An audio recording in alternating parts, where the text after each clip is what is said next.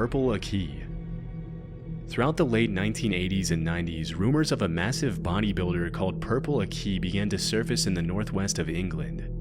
According to the allegations, Purple Aki would supposedly walk the streets of Liverpool hunting down young muscular men and rugby players and oddly ask them if he would let them feel their muscles.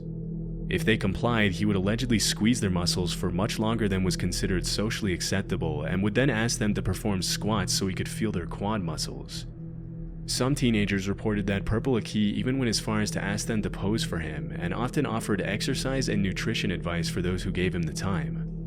Because the rumors were so incredibly ridiculous, nobody really took them too seriously at first, and eventually the story of Purple Aki turned into an urban legend with crazy details being gradually added to the tale, including one where Purple Aki would allegedly swallow teenagers whole if they let him feel their muscles.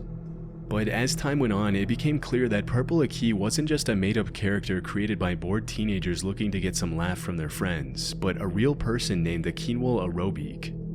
Aki was often seen traveling across England by train carrying a plastic bag and asking young men if he could feel their muscles. Naturally, this made a lot of people uncomfortable, and it wasn't uncommon for Aki's face to be featured in local newspapers after several encounters with the law. Most of the accusations against him were related to his creepy behavior around teenage boys, but around 1986, the story of Purple Aki took a really dark turn.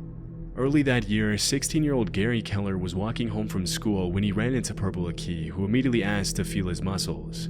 Freaked out by the weird request, Gary said no and ran away. Later that same year, Aki followed Gary to a local outdoor swimming pool, and when the teenager noticed, he ran to New Brighton train station and jumped onto the railroad tracks to get away from Aki. Sadly, the story ended in tragedy, as Gary was accidentally electrocuted by one of the rails. Considering the whole thing happened because Gary was being chased, Purple Aki was convicted of involuntary manslaughter, charged with harassing 14 different teenage boys, and sentenced to 2.5 years in prison. In 1988, Aki filed an appeal and complained that the only reason he had been convicted was because he was black. Ultimately, the judges agreed there wasn't enough evidence to prove Aki had been directly responsible for Gary's death, and believe it or not, he was freed and awarded £35,000 in compensation. Between 1988 and 2006, Aki went in and out of jail for failing to resist his compulsion to touch, feel, and measure other people's muscles, and in 2003 he was arrested for an additional 15 charges of harassment and witness intimidation, for which he was sentenced to 6 years in prison. Just like any other predator, he was also forbidden from waiting outside schools in the area.